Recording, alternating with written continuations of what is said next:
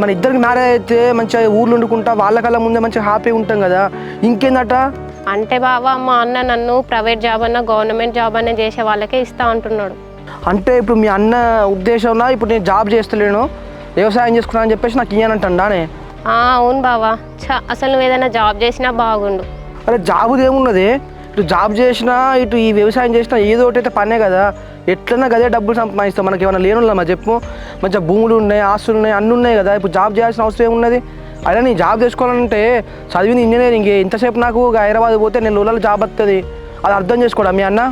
అవును బావా, మేము కూడా చెప్పినాం బీటెక్ చదివినోడే కదా ఏం కాదు అని చెప్పిన అస్సలు వినట్లేదు.